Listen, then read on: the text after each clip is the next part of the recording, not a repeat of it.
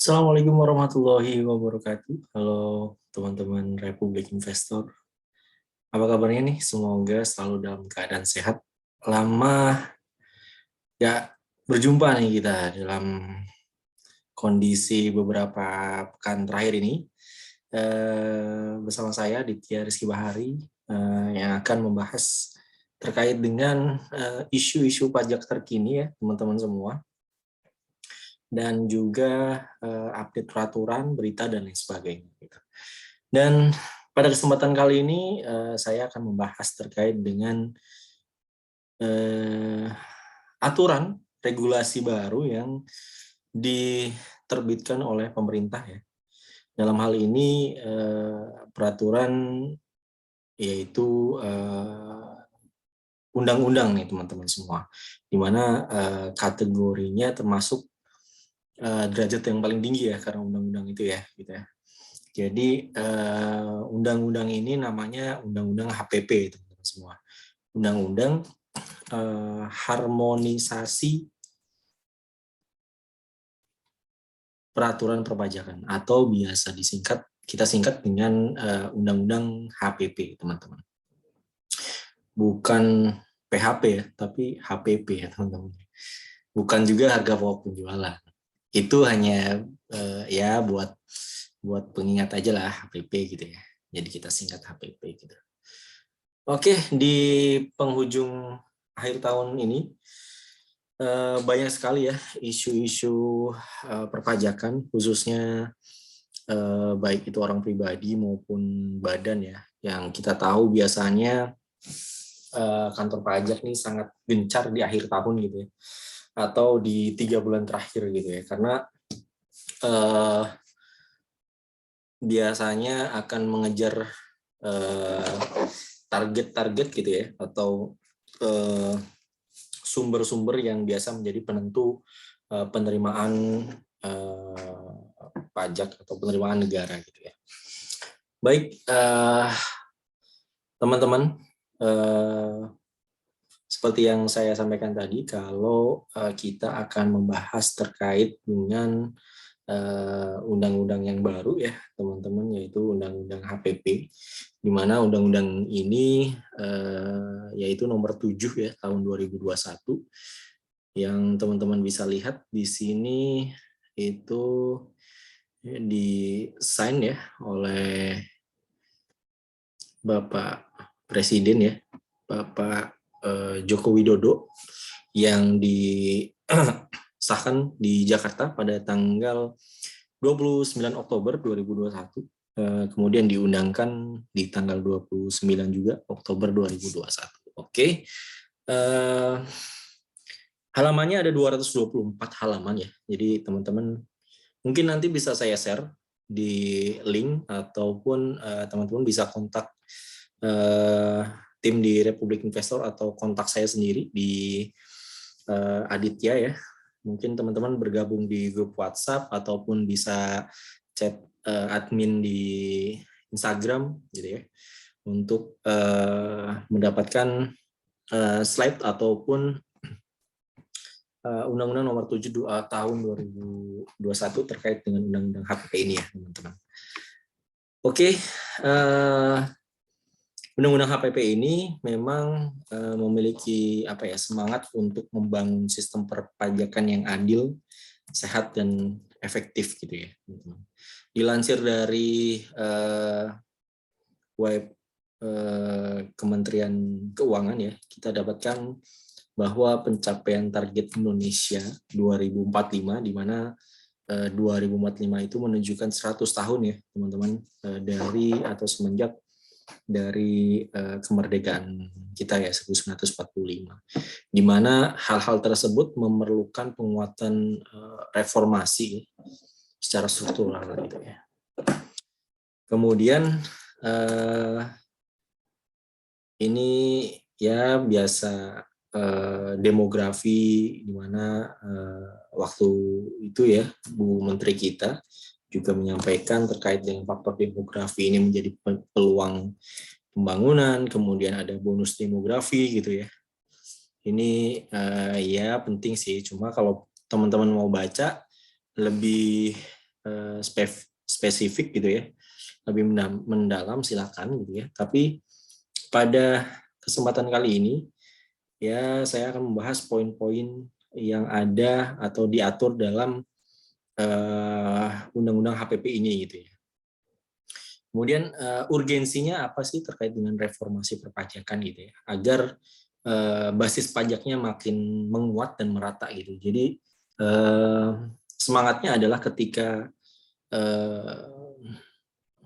orang pribadi ya gitu ya, atau kita sebagai warga negara ataupun wajib pajak badan yang mendapatkan penghasilan tertentu, apakah dikenakan pajak atau enggak, jika dibandingkan dengan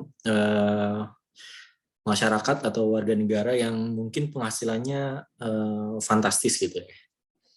Kemudian APBN yang sehat dan berkelanjutan, kemudian pertumbuhan ekonomi yang tinggi gitu ya. Kemudian ada juga APBN ini menjadi instrumen untuk mewujudkan yaitu tadi masyarakat yang adil dan makmur gitu ya, agar hal ini bisa menjadi fungsi alokasi, distribusi dan stabilisasi agar terjadi substitusi ya antara wajib pajak yang memang mendapatkan penghasilan yang tinggi gitu ya, yang besar, itu membantulah warga negara yang memang bahkan tidak ada penghasilan gitu ya. Kemudian di dalam APBN 2020 ya, ini memang kalau dilihat dari year on year tahun 2018 dan tahun 2019 ini 2,95 triliun ya, fantastis juga ya nilainya ya. Kemudian tax expenditure-nya nih dari di sektor pendidikan ada 12,5. Kemudian ada juga pembiayaan.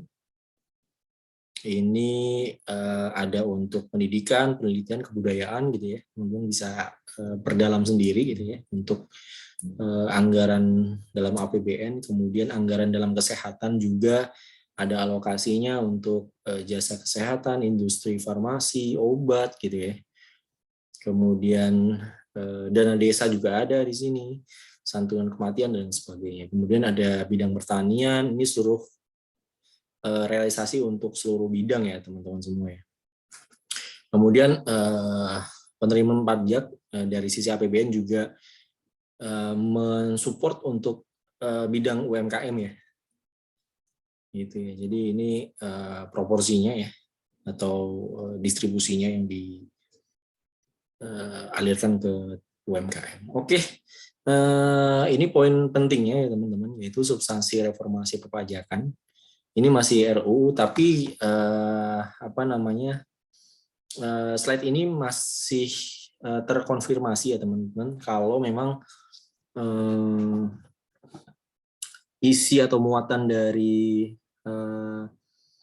Undang-Undang HPP ini memang sudah merangkum dari Undang-Undang Nomor 7 Tahun 2021 ya, atas atau tentang harmonisasi peraturan perpajakan.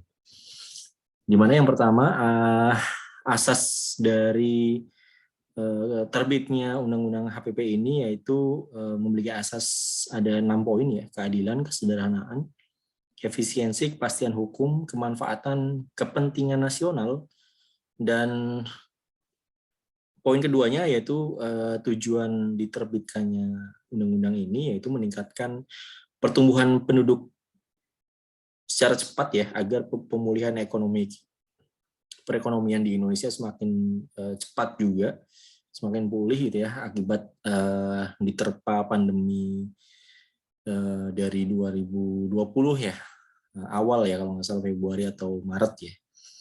Nah ini muatan yang perlu teman-teman garis bawahi nih, atau teman-teman catat dengan baik gitu ya. Yang pertama ada perubahan Undang-Undang Pajak Penghasilan nih, PPH. Itu berlakunya tahun 2022. Kemudian ada perubahan Undang-Undang Pajak Pertambahan Nilai atau PPN nih.